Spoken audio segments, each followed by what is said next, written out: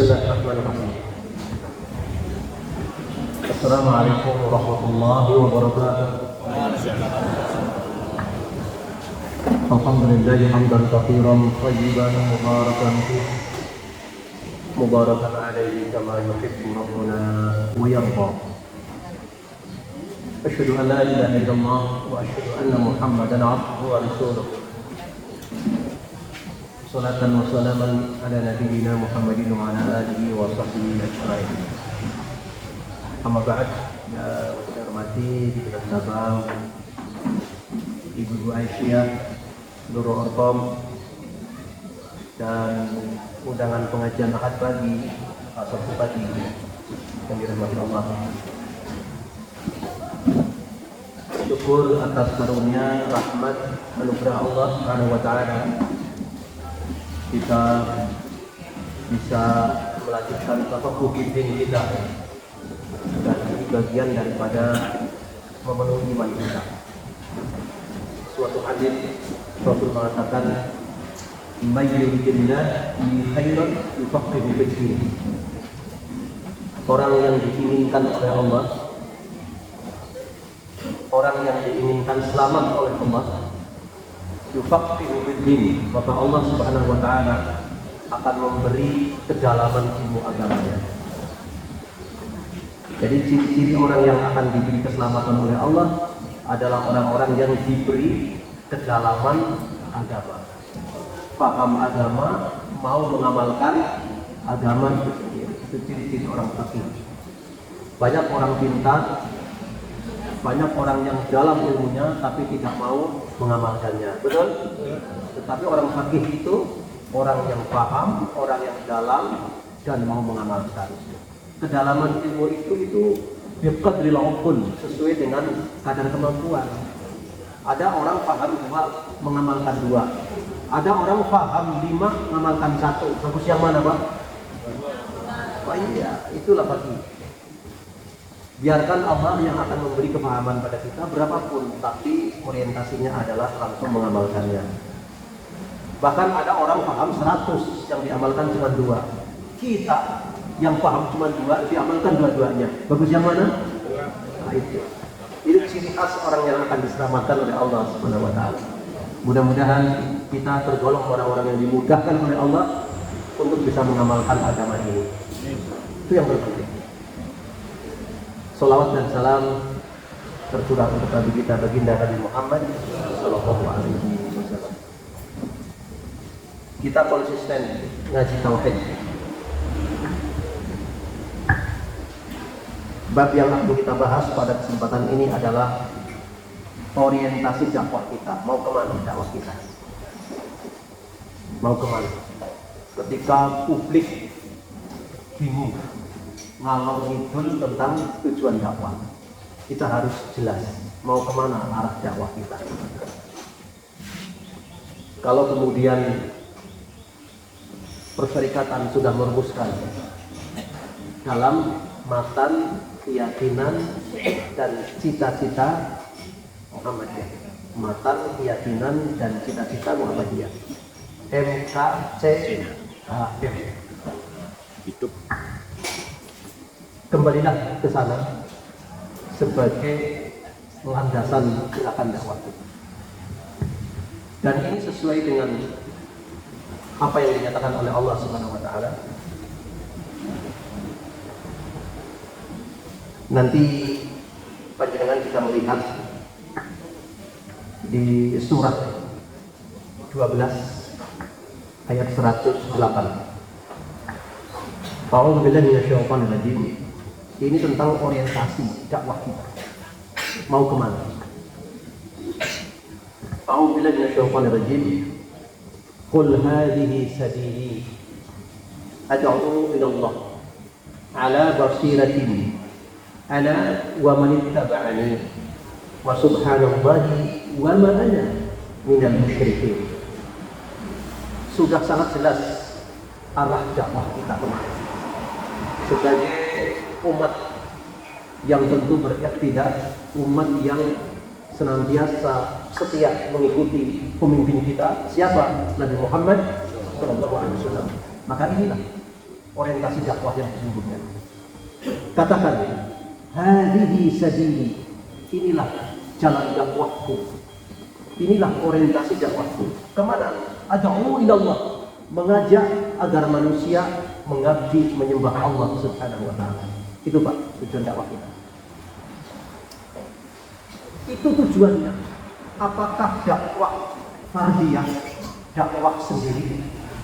Apakah dakwah jamaiyah, dakwah melalui organisasi?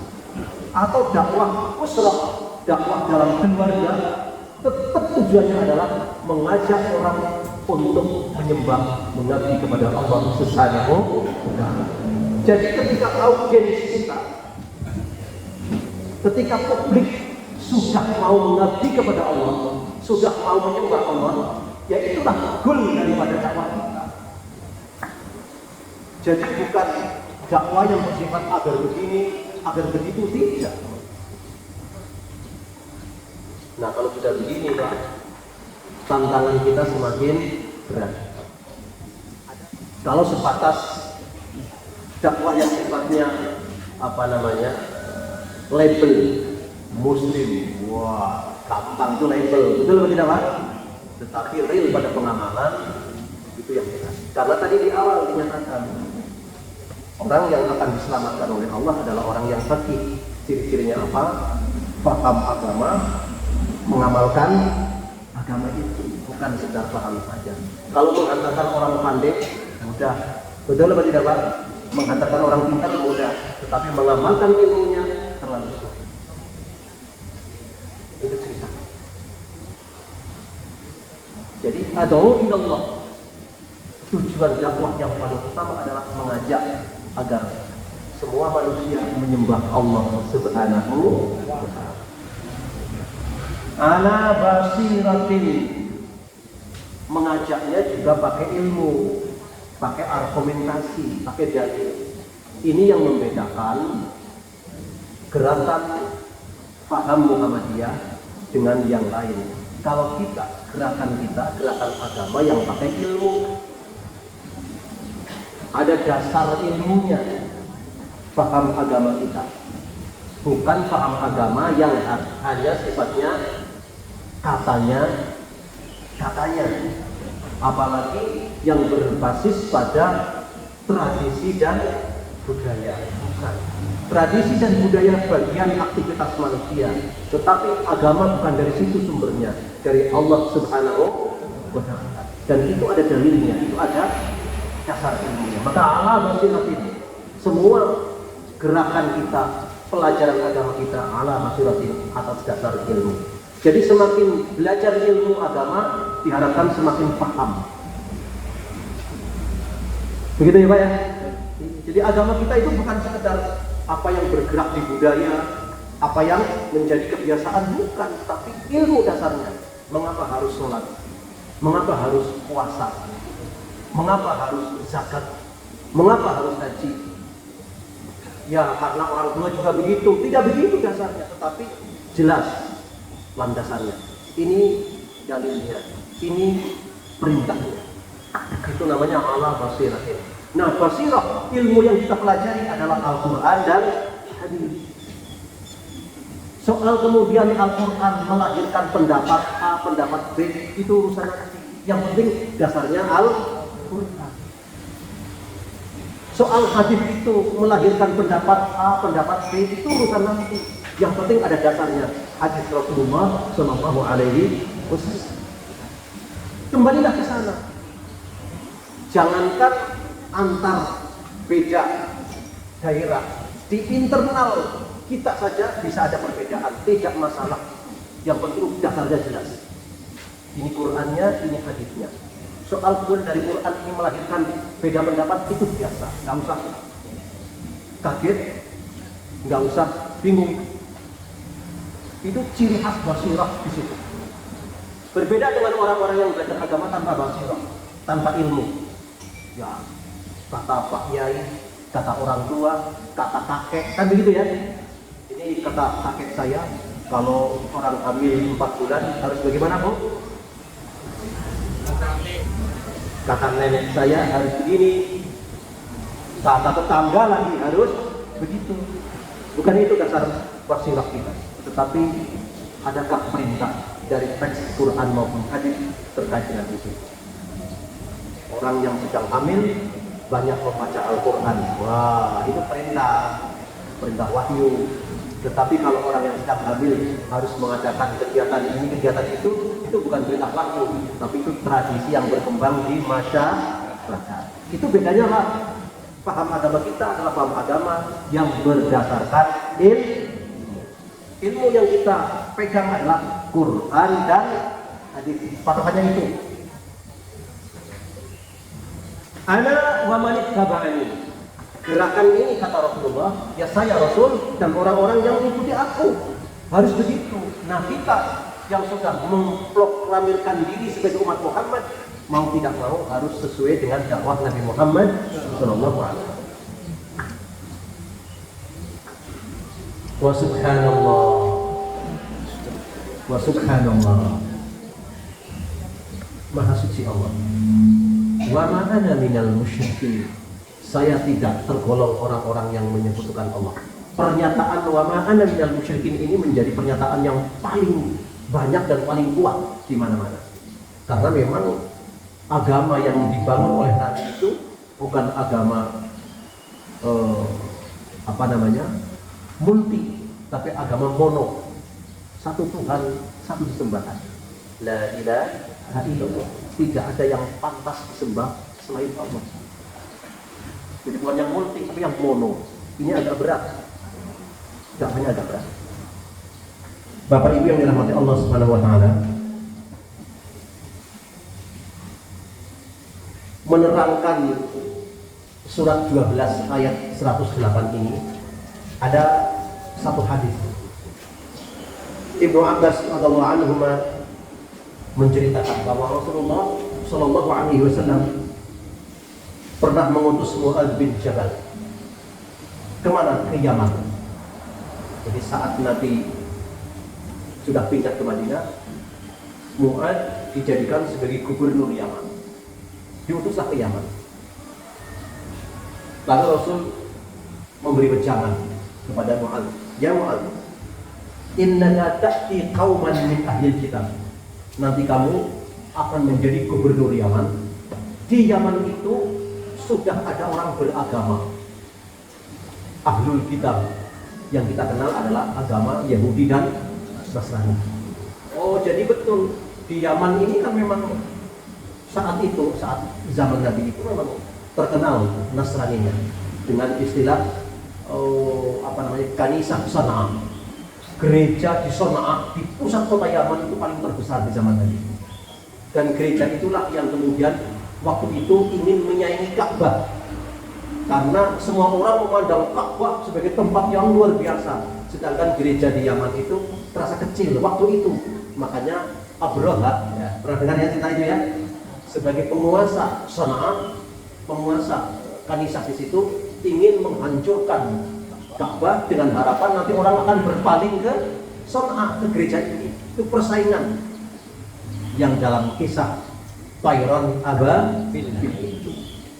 Jadi memang ini sudah ada sejak zaman dulu. Luar biasa itu. Nah, makanya Nabi mengatakan, hati-hati kamu nanti, sebab di Yaman itu sudah ada agama yang lebih dahulu. Baik itu Nasrani maupun Yahudi. Apa tugasmu? Ini kata Nabi. Falyakun awwala ma tad'uhum ilaihi syahadatu an la ilaha illallah. Tugasmu yang pertama adalah mengembalikan keyakinan dari multi Tuhan menjadi satu Tuhan. Gitu Pak. Dari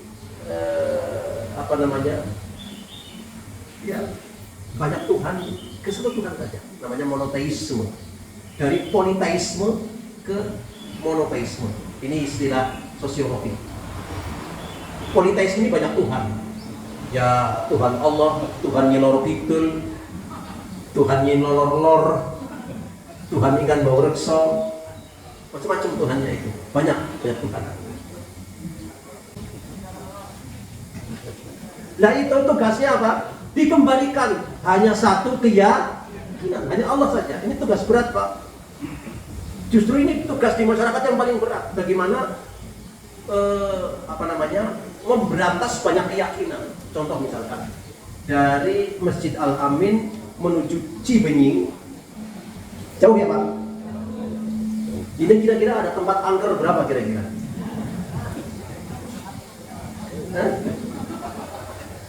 Ya kata orang, katanya kalau di dia mah tempatnya angker gitu. Kan itu kental sekali itu di masyarakat. Betul atau tidak Pak? Kata mereka. Nah ini kita memberantas itu berat sekali. Ini namanya Pak politeisme, banyak keyakinan. Nah sekarang kita kembalikan. Tugas Pak, hanya satu keyakinan saja bahwa Allah segala-galanya. Yang paling kuat, yang paling angker, yang paling wingit. Apalagi Pak? Itu hanya Allah, nggak ada yang lain. Tempat ini nggak ada apa-apanya. Berat apa tidak itu? Berat. Berat. Berat sekali. Karena notabene masyarakat kita ini kan animisme. Ya, percaya pada roh-roh, percaya pada kekuatan-kekuatan alam. Wah, ini pohon besar ada kekuatannya. Kan gitu ya? Ya jelas kuat, pohon besar ya kuat lah. Nah itu. Nah, ini tugas dari banyak keyakinan menjadi satu keyakinan. Nah, tugas Mu'adz bin Jabal sebagai gubernur Yaman begitu. Kamu bisa nggak mengembalikan dari banyak keyakinan menjadi satu keyakinan saja? Di sana sudah ada banyak keyakinan di sana. Tugas berapa?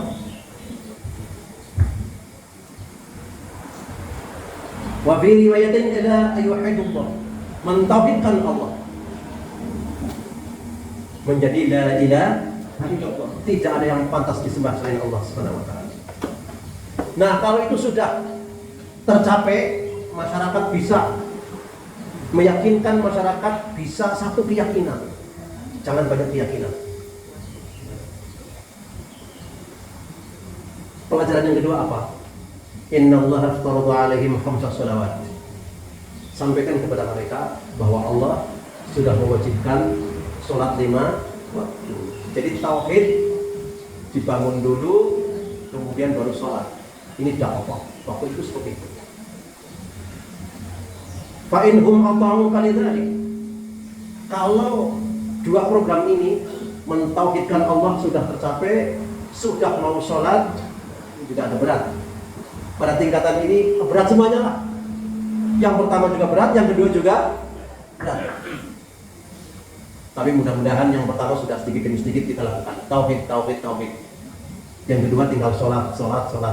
Jangan seperti kisah tadi, anak sekolah di imahnya api tara, berat banget itu. Kan berat sekali itu perjuangannya. Padahal di sini kewajiban sholat 5 waktu. Ya di bulan ini kewajiban sholat di bulan ini, di bulan apa? Rajab. Yang konon ada kisah Isra dan Mi'raj. Memang Al-Amin nggak rajaban ya? Ya ini yang begini rajaban kita. Karena ada pembahasan sholat 5 waktu dan itu peristiwa yang terjadi pada bulan Rajab. Rajaban hari ini ya. Rajaban ala kita begini. Jadi bukan acara seremonial khusus enggak. Kapan saja bisa rajaban, Pak. Ketika sholat itu dibahas dengan kewajibannya, yaitulah rajaban. Di bulan ini diwajibkan sholat 5 waktu. Bulan depan masuk bulan Sya'ban. Di bulan Sya'ban itulah justru Rasul paling banyak mengamalkan puasa. Tidak ada puasa yang lebih banyak yang dikerjakan oleh Rasul selain di bulan Sya'ban. Ini bulan istimewa tuh. Rajab itu termasuk arba'atu hurum. Ada 4 bulan yang terhormat. Dzulqa'dah, Dzulhijjah, Muharram dan Rajab. Jadi jangan kira-kira ini bulan luar biasa, kok ini bulan terhormat. Meskipun di bulan ini tidak ada amalan khusus, nggak ada. Kan sebagian orang mentang-mentang ini bulan hebat banget, bulan terhormat, lalu ada amalan khusus. Ada puasa Rajab, sholat Rajab, kawin Rajab. Nggak ada kalau itu. Nggak ada. Ya betul, ini bulan terhormat. Ada 4 bulan yang istimewa. tadi itu termasuk Rajab. Tetapi tidak ada amalan khusus. Kerjakan saja kebaikan-kebaikan di bulan Rajab. Begitu masuk Sya'ban, tambah hebat lagi kebaikannya. Karena menjelang. Jadi 2 bulan lagi Bu, Ramadan Bu. 2 bulan lagi, bulan ini dengan bulan depan. Kayaknya baru kemarin ya. Ramadan lagi. Bukannya alhamdulillah. Puasa maning, puasa dari lebaran maning, lebaran perputaran ini. Kembali. Di bulan inilah kewajiban 5 waktu, tapi berurutan, bertahap. Tahap tauhid nomor 1, diyakinkan dulu agar semua orang satu Tuhan, satu kekuatan, hanya Allah, tidak ada yang lain. Yang kedua, kewajiban 5 waktu. Kalau itu sudah dilakukan, apa yang harus dikerjakan berikutnya? Innallaha aftarada 'alaihim shadaqatan tu'khadhu min aghniyahim wa turaddu ila fuqara'ihim. Kewajiban zakat. Oh, jadi gitu urutannya. Ada sholat, ada zakat. Wa aqimus shalah wa atuz zakat. Meskipun zakat itu memang ada klasifikasinya, tetapi kan ada anak buahnya zakat, apa? Sedekah. Nah, kalau sedekah ini tidak terbatas bilangan, berapapun kita bisa bersedekah. Jadi orang sholat mesti mau sedekah. Tidak mungkin orang sholat tanpa sedekah, nggak mungkin. Wa aqimus shalah wa atuz. Berapapun bentuk yang harus kita berikan, terserah 2.000 kek, 1.000 kek, karena kita mungkin tidak termasuk orang yang harus bisa bayar zakat. Zakat sekarang naik kriterianya Pak. Dengan harga emas naik. Kalau dulu ketika emas masih rendah, kita punya uang 60 juta dalam setahun, pendapatan 60 juta wajib zakat. Sekarang 100 juta. Kalau dalam setahun kita bisa ada pendapatan 100 juta, berarti sebulannya berapa? Jadi bagi 12. Berapa ketemunya per bulannya? 8 juta. Berat kan? Nah, karena emas naik, kriteria zakat naik. Jadi kalau dalam setahun kita bisa mengumpulkan uang 100 juta, baru berkewajiban zakat. Yang di bawah itu belum kena zakat. Tapi bukan berarti tidak memberikan sesuatu, karena ada turunannya. Ada infak, ada sedekah, ada hibah, ada macam-macam. Ya kalau zakat tidak bisa, kewajiban bersedekah, silakan. Jadi jangan masih kita nggak masuk nisab, nggak bayar zakat. Bukan begitu maksudnya. Zakat kan dipaksa sifatnya. Tetapi kalau sedekah kan ketulusan daripada kita. Itu naik sekarang. Jadi kalau dalam sebulan hanya punya, kalau sebulannya itu hanya pendapatannya 3 juta, kalau standar ini nggak masuk muzaki. Kalau 9 juta baru masuk. Wah, berat juga ya. Berarti kita miskin semuanya ya. Miskin tapi naiknya avans. Ya kayak kemarin kan saya lihat di berbagai kantor pos itu kan banyak orang ngantri apa? BLT. Lah ngambil BLT naik NMAX. Keren banget. Kalau dia datangnya ngotel, sepedanya gergot. Nah ini pakai NMAX baru ngambil. Gimana Pak Marti kira-kira itu?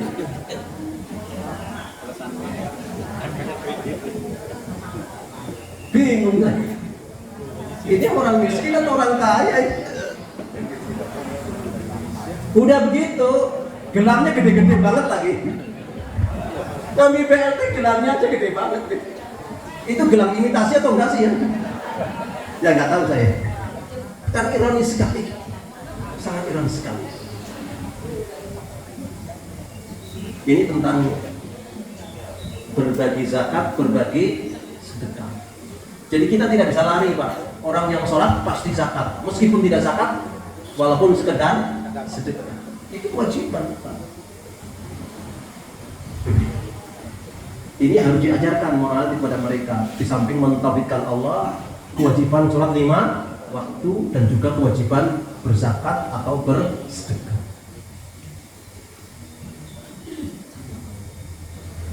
Kalau sudah menjalankan tadi itu, hormati mereka, jaga mereka, jangan kau ganggu mereka. Weh, Islam begitu Pak, luar biasa Islam itu. Itulah tujuan dakwah. Jadi goal dakwah adalah satu, orang mau menyembah Allah. Itu goalnya itu. Kalau sudah begitu, ya itu tujuan utamanya. Soal dia mau pakai baju hijau, pakai baju batik, mau pakai kopiah putih, kopiah hitam, kopiah santer kelas, katanya haram pakai kopiah hitam. Harus pakai apa? Harus pakai kopiah merah putih. Itu sih buzzer itu. Itu orang disuruh supaya ngomong gitu oleh orang-orang tertentu, dibayar dia. Nih saya kasih 1 miliar, kamu pengajian seperti itu. Ya cair. Itu buzzer itu seperti itu. Resikonya besar loh seperti itu. Besar loh. Gak apa-apa, yang penting beli 1 miliar. Paling-paling nanti kalau ditahan juga Dina keluar. Itu bukan murni dakwah, buzzer. Orang-orang yang dibayar untuk mengacaukan suasana. Biasanya kalau muncul seperti itu, ini ada masalah besar biasanya. Ada masalah besar, buzzer mengalihkan konsentrasi. Itu biasa seperti itu, nggak usah kaget. Kita fokus pada dakwah kita. Mau pedi santer kelas ke, santer kelos ke, dakwah kita satu tujuannya, mentauhidkan Allah Subhanahu wa Ta'ala. Mengajak umat manusia menyembah Allah, mengajak manusia mereka sholat, mengajak manusia mereka mau bayar zakat, infak dan sedekah. Itu dakwah kita sesuai dengan dakwah Rasulullah Sallallahu Alaihi Wasallam. Wattaqi da'watal mazlum, hati-hati doanya orang yang dizalimi.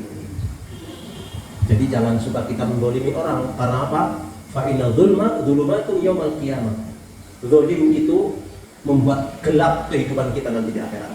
Sekecil apapun, maka ada bahasa muflis, bahasa bangkrut. Yang semula amal solehnya luar biasa, pahala sholatnya luar biasa, pahala puasanya luar biasa, pahala sedekahnya luar biasa, pendek kata orang ini masuk surga. Tetapi karena ucapannya, sikapnya sering menyakiti orang, akhirnya mereka protes semuanya di hadapan Allah. Ya Allah, saya nggak rela kalau si A masuk surga. Lu kenapa? Dia dulu sering menyakiti gue kok, sering ngata-ngatain gue kok. Saya protes. Nah, akhirnya seluruh kebaikan dia diambil oleh Allah, diberikan kepada korban-korbannya yang pernah disakiti di dunia itu.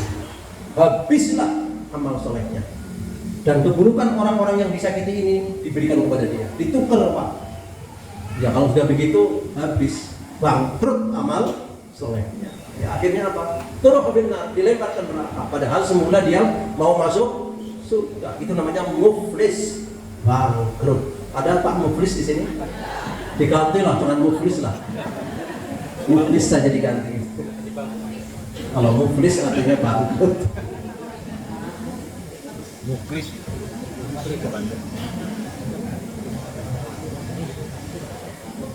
Bapak Ibu yang Allah Subhanahu wa Ta'ala, dari rangkaian-rangkaian yang kita kaji tadi menggambarkan bahwa kita harus punya tujuan yang jelas dalam dakwah ini. Dakwah kita adalah meneruskan dakwah Rasulullah Sallallahu Alaihi Wasallam. Itu meskipun banyak pihak yang mungkin berorientasi sendiri-sendiri, ngalor ngidul bahan saya, nggak usah ikut-ikutan. Kita lurus saja, fokus saja pada titah Rasulullah Sallallahu Alaihi Wasallam. Dan ini pekerjaan berat bagi kita. Karena apa tadi itu kisah sekolah murid anak di Majenang tadi itu, ternyata masih juga banyak yang belum pada sholat. Itu kewajiban yang paling utama. Itu lebih utama Pak daripada kita berorientasi yang tidak. Menyolatkan orang itu lebih utama. Mengajak orang mau sholat itu lebih utama. Ya, kita berangkat dari fardiyah kita ke usrah kita, dari pribadi ke keluarga ke jamaah.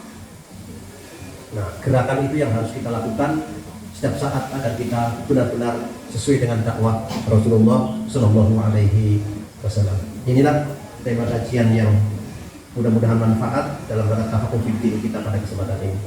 Baik Bapak Ibu, waktu cukup untuk kita akhiri dalam taharah. Subhanallah. Asyhadu an la ilaha illa anta astaghfiruka wa atubu ilaik. Wassalamualaikum warahmatullahi wabarakatuh. Waalaikumsalam.